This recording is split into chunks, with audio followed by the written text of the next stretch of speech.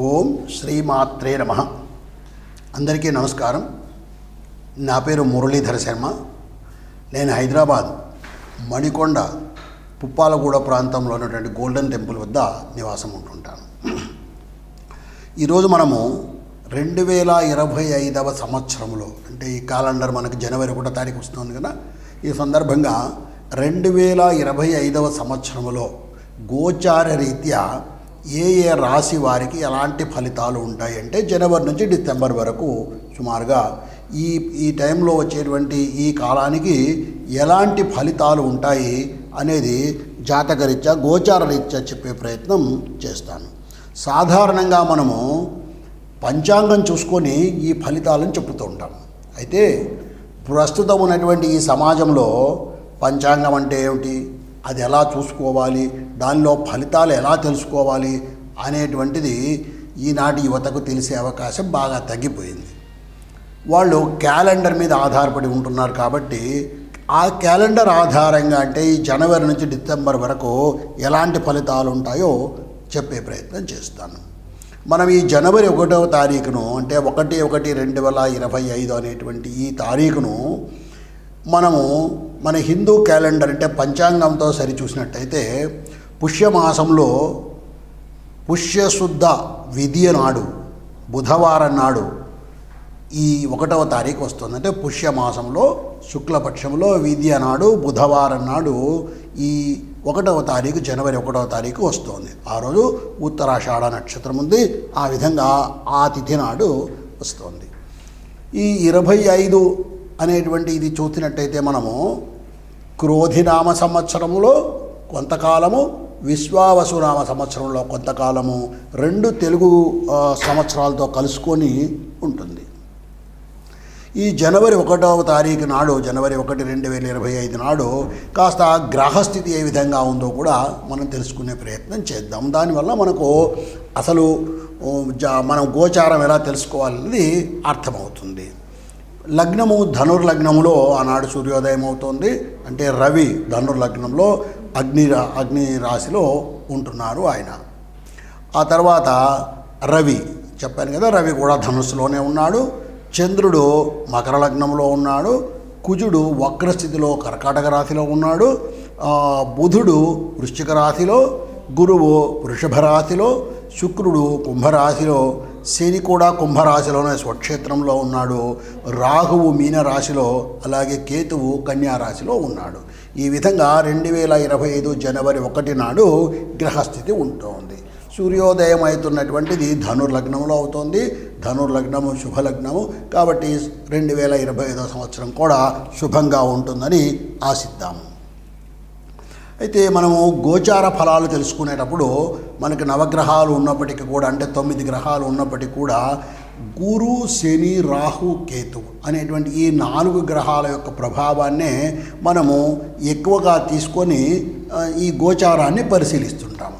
ఎందువల్లంటే మిగిలిన గ్రహాలు కొన్ని నెల రోజులకే మారిపోతాయి, కొన్ని 45 రోజులకు మారిపోతాయి. అలాగే చంద్రుడైతే 2.5 రోజుకే ఒక రాశి నుంచి ఇంకొక రాశికి మారిపోతుంటాడు. కాబట్టి ఆ ఫలితాలు మన మీద అంత ఎక్కువ ప్రభావం చూపి ఎక్కువ కాలం ఉండేటువంటివి గురు, శని, రాహు, కేతువులు అనేటువంటి ఈ 4 గ్రహాలు మనకి ఎక్కువగా ఫలితాలను ఇస్తుంటాయి.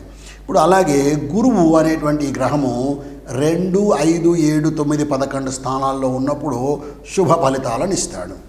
అలాగే శని 3, 6, 11 స్థానాల్లో ఉన్నప్పుడు శుభ ఫలితాన్ని ఇస్తాడు.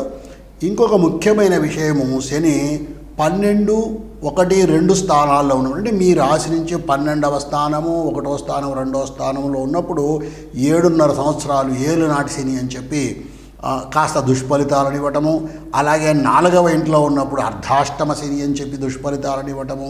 8వ ఇంట్లో ఉన్నప్పుడు అష్టమ శని అనే దుష్ఫలితాలను ఇవ్వటము. అంటే మనకు ఉన్నటువంటి ఈ 12 స్థానాల్లో కేవలం 3, 6, 11 స్థానాల్లో ఉన్నప్పుడు మాత్రమే శని శుభ ఫలితాలను ఇస్తుంటాడు. అలాగే రాహుకేతువులు కూడా 3, 6, 10, 11 స్థానాల్లో ఉన్నప్పుడు మాత్రమే శుభ ఫలితాలను ఇస్తారు. ఈ విధంగా మనకు ఏ గ్రహాలు ఏ స్థానాల్లో ఉన్నప్పుడు ఫలితాలను శుభ ఫలితాలను ఇస్తారో తెలుసుకున్నాం. అలాగే ఇప్పుడు ఈ గురువు శని రాహు కేతు అనేటువంటి వాటిలో వేటిని ప్రభావం చేస్తారో మన జీవితంలో అన్నది తెలుసుకుంటే, గురువు చదువు, ధనము, జ్ఞానము, వివాహము, భక్తి, సంపద, సంతానము ఇలాంటి వాటిని గురువు ప్రభావితం చేస్తాడు. అలాగే శని న్యాయము, అన్యాయము, పనిచేసే లక్షణము, మానసికమైనటువంటి ఒత్తిడి, కర్మఫలము, ఆరోగ్యము, ఆయుష్ అనేటువంటి వాటిని శని ప్రభావం చేస్తాడు. ఇక రాహును మనం పరిశీలించినట్టయితే మనకు భ్రమలు కల్పించడము, మానసికమైనటువంటి ఒత్తిడిని కల్పించడము, ఇలాంటివి మన ఆరోగ్యాల మీద, ప్రత్యేకించి మానసిక ఆరోగ్యం మీద ఎక్కువ ప్రభావాన్ని రాహువు చేస్తుంటాడు. అలాగే కేతువు మన జ్ఞానాన్ని, మేధస్సును, భక్తి మార్గాన్ని కూడా కేతువు ప్రోత్సహిస్తూ ఉంటాడు, కేతువు సరిచూస్తూ ఉంటాడు. ఈ విధంగా ఒక్కొక్క గ్రహము కొన్ని కారకత్వాలను కలిగి పనిచేస్తూ ఉంటుంది. ఇక మనము గోచార రీత్యా అన్నాం కదా, నేను మీకు కాసేపు ముందు ఏ స్థానాల్లో ఏ గ్రహాలు ఉన్నాయని చెప్పాను కదా. అయితే ఈ గ్రహాలు కాస్త మారుతూ ఉంటాయని కూడా చెప్పాను. ఉదాహరణకు గురువు 14 మే నాడు వృషభ రాశి నుంచి మిథున రాశికి మారుతాడు. అలాగే శని 23 మార్చి 2026 నాడు కుంభం నుంచి మీనరాశికి వెళ్తాడు. ఇక రాహువు మే 20వ తారీఖున మీనం నుంచి కుంభానికి వస్తాడు. వీళ్ళు వక్ర గ్రహాలు, రాహుకేతువులు వక్ర స్థితిలో ప్రయాణం చేస్తూ ఉంటారు. ఈ విధంగా రాహువు 20 మే నాడు మీనం నుంచి కుంభరాశికి వస్తాడు. ఇక కేతువు కూడా అదే 20 మే నాడు కన్యా రాశి నుంచి సింహరాశికి ఆ రోజు వక్ర స్థితిలో ప్రయాణం చేస్తాడు. ఈ విధంగా ఈ గ్రహాలు స్థిరంగా ఒకే రాశిలో శాశ్వతంగా ఉండవు. ఆ గ్రహాలకు చలనం ఉంటుంది. ఆ గ్రహాలు ఇందాక చెప్పినట్టుగా చంద్రుడు 2.5 రోజుకు, కుజుడు 45 రోజులకు ఇలాగా మారిపోతూ ఉంటారు. శని 2.5 సంవత్సరాలకు ఒక్కొక్క రాశిని ఇలా మారుతూ ఉంటారు. ఈ మారేటప్పుడు కూడా ఒక రాశి నుంచి ఒక రాశికి మారినప్పుడు మన జన్మరాశి నుంచి వాటి యొక్క స్థానం మారుతుంది కాబట్టి వాటి ఫలితాల్లో కూడా మార్పులు వస్తుంటాయి. ఈ విధంగా ఇప్పుడు మనము ఏ రాశి వారికి ఎలాంటి ఫలితాలు ఉన్నాయో తెలుసుకునే ప్రయత్నము చేద్దాం. ఇప్పుడు మనము మీన రాశి వారికి 2025వ సంవత్సరంలో, అంటే క్యాలెండర్ పీరియడ్ జనవరి నుంచి డిసెంబర్ వరకు సాధారణంగా గోచార రీత్యా ఎటువంటి ఫలితాలు ఉంటాయో తెలుసుకునే ప్రయత్నం చేద్దాం. గోచార రీత్యా ఫలితాలు అన్నప్పుడు మనము గురు శని రాహు కేతు గ్రహాలను పరిశీలన చేస్తూ ఉంటాం. ఈ గురు శని రాహు కేతు గ్రహాల వల్ల మన జీవితాల మీద ఎటువంటి ప్రభావం ఉంటుందో తెలుసుకునే ప్రయత్నం చేస్తూ ఉంటాం.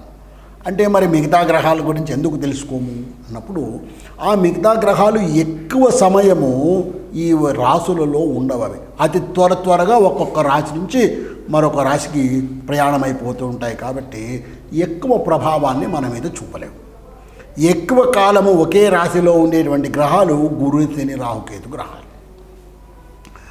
ఇప్పుడు ఈ మీన రాశి వారికి గురుగ్రహం యొక్క ప్రభావం ఎలా ఉందో తెలుసుకునే ప్రయత్నం చేద్దాం. గురువు వృషభ రాశిలో ఉన్నాడు. వృషభ రాశి అంటే ఈ మీన రాశి వారికి 3వ ఇల్లు. ఈ 3వ ఇంట శుభగ్రహము ఉన్నటువంటి గురువు ఉన్నందువలన కాస్త అన్నదమ్ములతో సంబంధాలు బలపడము, వాళ్ళతో సంబంధాలు శుభంగా ఉండడము, వ్యాపారంలో అభివృద్ధి ఉండడము, పార్ట్నర్షిప్ రంగంలో అభివృద్ధి ఉండడము, అలాగే శుభకరమైనటువంటిది సంతోషాన్ని ఇచ్చేటువంటి ప్రయాణాలు చేయడము, ఇలాంటివన్నీ కూడా జరిగే అవకాశం ఈ గురువు వల్ల ఉంది. గురువు 14 మే 2025 నాడు వృషభ రాశి నుంచి మిథున రాశికి వస్తున్నాడు. అంటే 4వ ఇంటికి వస్తున్నాడు. దీని యొక్క ప్రభావం కూడా బాగా ఉంటుంది. కుటుంబ సభ్యుల మధ్యన మంచి సంబంధాలు పెరుగుతాయి, ఆధ్యాత్మికమైనటువంటి ఆలోచనలు పెరుగుతాయి, ఆర్థిక స్థిరత్వం ఉంటుంది. మొత్తం మీద గురువు యొక్క ప్రభావాన్ని మనం పరిశీలించినట్టయితే మీనరాశి వారికి గురువు యొక్క ప్రభావం బాగానే ఉంది అని చెప్పవచ్చు. ఇక రెండవది శనిగ్రహం. ఈ శనిగ్రహం యొక్క ప్రభావం ఎలా ఉండబోతోంది అన్నప్పుడు, శని కుంభంలో ఉన్నాడు.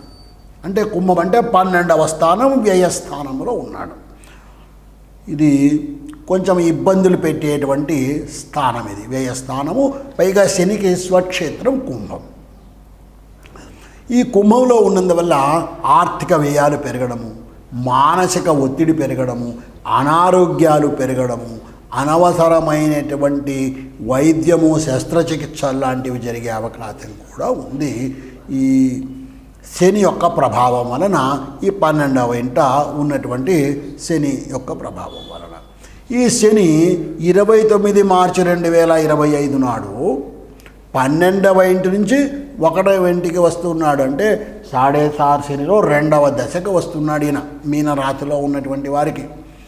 ఈ దీనివల్ల జన్మరాశిలోకి ఈ శని రావడం వల్ల కాస్త మానసిక అశాంతి, తర్వాత ఆర్థిక సమస్యలు, వ్యక్తిగత సంబంధాల్లో కూడా ఇబ్బందులు ఏర్పడే అవకాశం ఉంది.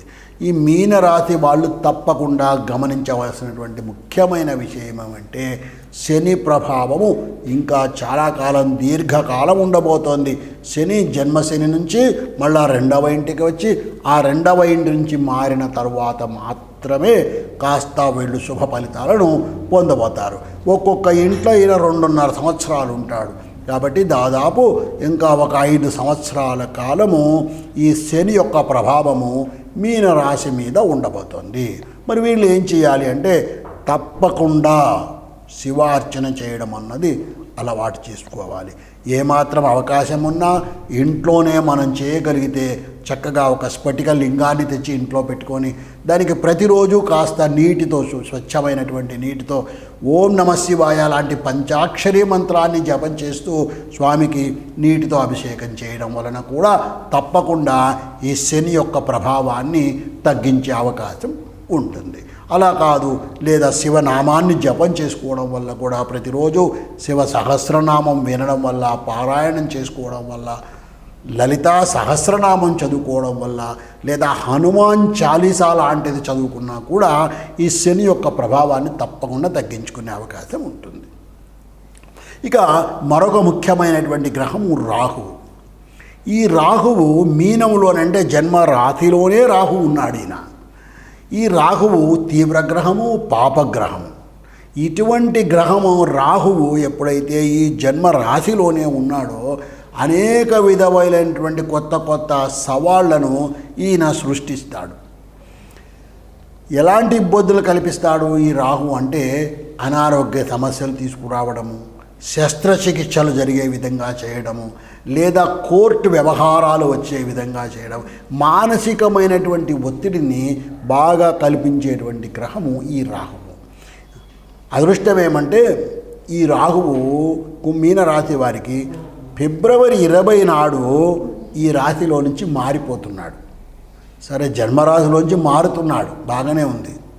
కానీ ఇవి వక్రస్థితిలో వెళ్ళేటువంటి గ్రహాలు కాబట్టి ఆ 1వ రాశి నుంచి 12వ రాశికి వ్యయస్థానము, అనారోగ్యము అక్కడ అలాంటి స్థానానికి వస్తున్నాడు. కాబట్టి మరింత మానసిక ఒత్తిడిని పెంచి, ఇందాక నేను చెప్పినట్టుగా సర్జరీలు, శస్త్రచికిత్సలు చేయించడము, లేదా కోర్టులకు వెళ్ళేటువంటి పరిస్థితిని కూడా ఈయన కలిగించేటువంటి అవకాశము ఈ రాహుగ్రహం యొక్క ప్రభావం వలన ఉంటుంది.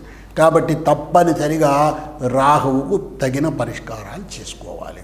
ఇక మరొక ముఖ్యమైనటువంటి గ్రహము కేతుగ్రహం. కేతువు కన్యా రాశిలో ఉన్నాడు. అంటే 7వ స్థానంలో, 7వ స్థానంలో ఉన్నాడు. 7వ స్థానం అంటే వివాహ స్థానము, భార్యాభర్తల సంబంధానికి సంబంధించినటువంటి స్థానం ఇది. ఇటువంటి స్థానములో ఈయన ఉండడం వలన భావోద్వేగాలు పెంచడము, ఉద్రిక్తతలు పెంచడము, కాస్త మానసిక ఆందోళనను పెంచడము, ఇవన్నీ కూడా జరిగే అవకాశం ఉంది. ఇటువంటి కేతువు ఫిబ్రవరి 20, 2025 నాడు కన్యా రాశి నుంచి సింహరాశికి వస్తున్నాడు.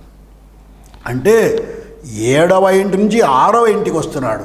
6వ ఇల్లు శత్రు రోగ రుణస్థానము, ఆరోగ్య స్థానము. అటువంటి స్థానంలోకి ఈ కేతువు పాపగ్రహము, తీవ్రగ్రహము, భ్రమలను కల్పించేటువంటి గ్రహం రావడం వల్ల కాస్త ఆరోగ్య సమస్యలు, జీవితంలో చేసే పనుల్లో అస్పష్టత, అనవసరమైనటువంటి కలహాలు, శత్రుత్వము పెరగడము, ఇవన్నీ కూడా జరిగే అవకాశం ఉంది. మొత్తం మీద మనము మీనరాశి వారిని గురించి పరిశీలించినట్టయితే శని ప్రభావం తీవ్రంగానే ఉంది, రాహు ప్రభావం తీవ్రంగానే ఉంది, అలాగే కేతు ప్రభావం కూడా తీవ్రంగానే ఉంది. ఈ మూడిటికి కలిపి సులభమైనటువంటి పరిష్కారం చేసుకోవాలి అని అంటే తప్పనిసరిగా ఒక చిన్న స్ఫటికలింగం శివార్చన చేయడానికి, లేదా మరకత లింగం, చిన్నవి మంచి క్వాలిటీవి ఎన్నో చోట్ల ఇప్పుడు దొరుకుతున్నాయి, తెచ్చుకొని ఇంట్లో పెట్టుకొని దాన్ని భక్తితో జాగ్రత్తగా, దానికి ఎలాంటి అంటు అది తగలకుండా జాగ్రత్తగా పెట్టుకొని ప్రతిరోజు మనస్ఫూర్తిగా శివ పంచాక్షరి నామాన్ని చెబుతూ ఆ శివుడికి స్వచ్ఛమైనటువంటి నీటితో అభిషేకం చేయడం వల్ల ఈ 3 గ్రహాల ప్రభావాన్ని కూడా, అంటే శని, రాహు, కేతు గ్రహాల ప్రభావాన్ని కూడా ఈ మీనరాశి వాళ్ళు కాస్త అధిగమించడము, కాస్త దాన్ని తగ్గించుకొని జీవితాలను సుఖమయం చేసుకుంటారని చెప్పి ఆశిస్తున్నాను. ఓం శ్రీమాత్రే నమః.